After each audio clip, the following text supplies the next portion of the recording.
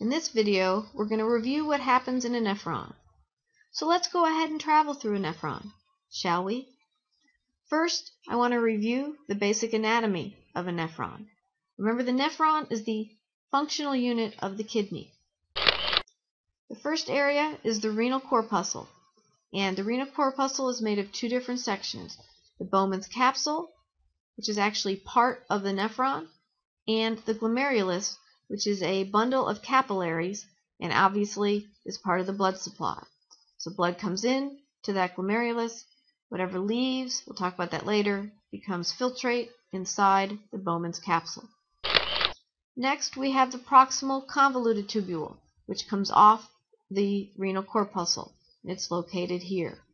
Then we go down through the loop of Henle and back out the distal convoluted tubule. And then the distal convoluted tubule leads into the collecting duct. And you'll notice from this drawing, it's kind of hard to see, but several nephrons will filter their filtrate down through the collecting duct, which then, what ends up coming through there, becomes the urine. So I'm going to use this drawing. It's a simple drawing, and it's not completely anatomically correct, but it gives you an idea. So here's your renal corpuscle here with your glomerulus and Bowman's capsule. Here is the proximal convoluted tubule, the loop of Henle, the distal convoluted tubule, and the collecting duct. And then obviously this red line is representing the blood supply. Filtrate is whatever is in the nephron. Whatever's in the nephron, by the time it gets to the collecting duct, then becomes urine. Blood, obviously, is what's in the blood vessels. What we're going to talk about is how things move back and forth between the filtrate and the blood. Remember, what we are concerned about is what ends up in the blood, because the blood, what's in the blood, is going to maintain homeostasis. So the filtrate is what's going to end up leaving the body, whatever's in the filtrate, by the time we get to the collecting duct. So how can things move between the nephron and the blood? There are three different ways. One is filtration. This is movement of fluid across the membrane whose pores restrict the passage of solutes on the basis of size. In English, what that means, a good example would be a colander. You've got your colander, you've cooked your spaghetti, you got your spaghetti in your water, you add a little salt so it doesn't stick together, and then what you're going to do is you're going to filter that. So you're going to throw the spaghetti with the water and the salt into the colander, so there's pressure there. What goes through the colander is what can fit through those holes. What can't fit through the holes stays in the colander. That's filtration. So the water is small enough to move out, the salt is small enough to move out, but the spaghetti does not. So that's filtration. We have pressure, and it filters certain things out and leaves other things in. Tubular reabsorption is movement from the filtrate to the blood. These next two, tubular secretion, you need to make sure you don't get them mixed up. So reabsorption, filtrate to the blood. Secretion is moving from the blood to the filtrate.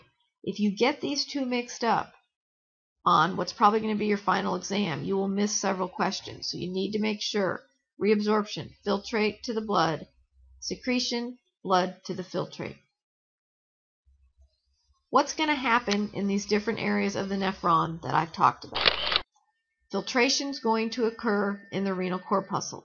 So what's going to happen is blood is going to come in the afferent arteriole into the glomerulus.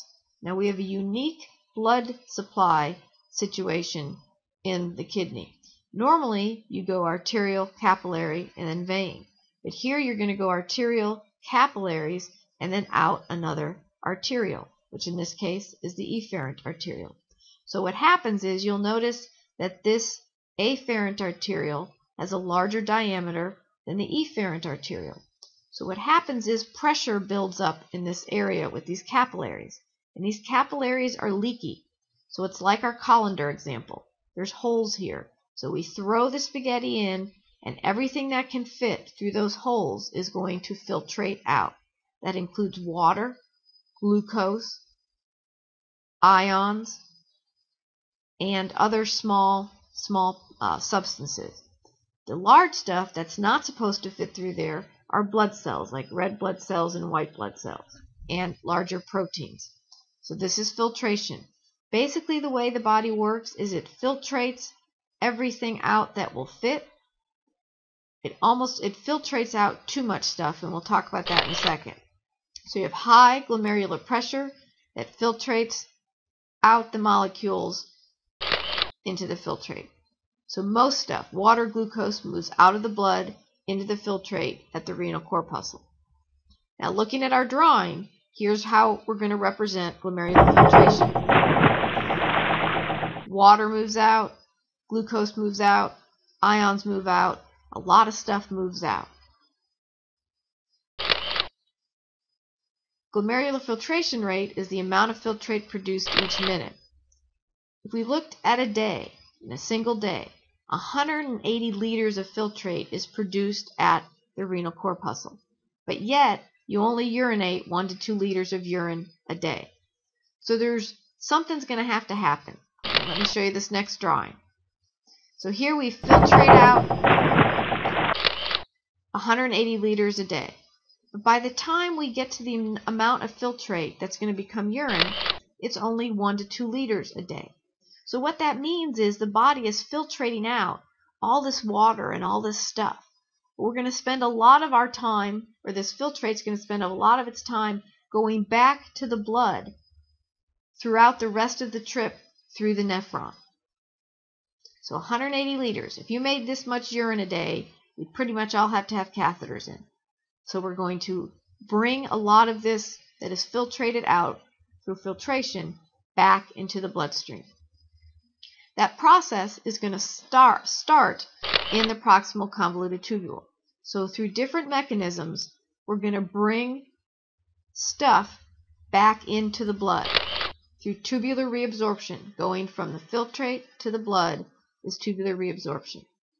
And then through osmosis, water is going to follow that stuff back into the blood. So by the time we get to the end of the proximal convoluted tubule, our filtrate volume, that 180 liters, is decreased by 65%. So here we filtrated out 180 liters.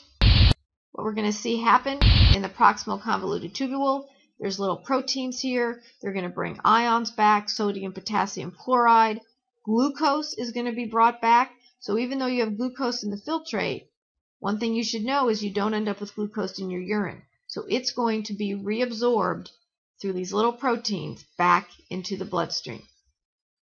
What's going to happen is when the glucose moves back to the blood and the ions move back to the blood, using the basic principles of osmosis, water is going to follow it. So water is going to follow stuff. So if the stuff's moving back to the blood, then so is the water. Now, in this area of the nephron, we don't have hormonal control. We cannot control the water content of the urine in the proximal convoluted tubule. It's just based on the principles of osmosis. Water is going to follow the stuff. If the stuff is going back into the blood, water is going to follow it. The fine-tuning of the water content of your blood is going to occur over here. We'll talk about that in a little bit. Now the loop of Henle.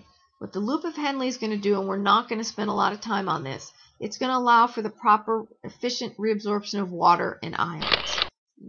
Here's what I want you to know, is after the filtrate leaves the loop of Henle, it is hypotonic compared to the blood. So, after the loop of Henle, when the filtrate gets to the distal convoluted tubule, it's going to be hypotonic compared to the blood, which is hypertonic. And why is this important? This is important because the fine-tuning of the water content of your blood is going to occur in the distal convoluted tubule. There are going to be hormones that are going to influence if water moves. If we need water in the bloodstream, then water will move back in the presence of a hormone. But it can only do that if it's going from hypotonic to hypertonic. So this sets up an environment where water, if we need it to, can move from the filtrate into the blood. What happens in the distal convoluted tubule?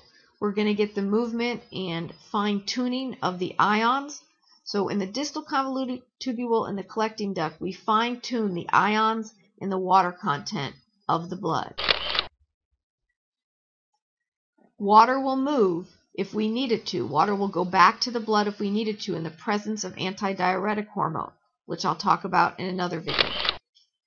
Also, tubular secretion is going to occur, where substances are going to go from the blood into the filtrate. So potassium can be controlled that way. So tubular secretion. When people do drug tests, the drug test will show up positive, a urine test, if the byproducts of that drug breakdown are secreted from the blood into the filtrate. It becomes part of the urine, and the test will pick up on that drug marker. So what do we have going on over here? We have tubular secretion. We have the fine-tuning of the water content and the ion content of the blood. This is going to be controlled by different hormones like aldosterone and antidiuretic hormone. So again, over here, we don't have the ability to fine-tune the contents of the blood in terms of ion levels and water levels. Over here, we do have that ability, and we'll talk about that in another video.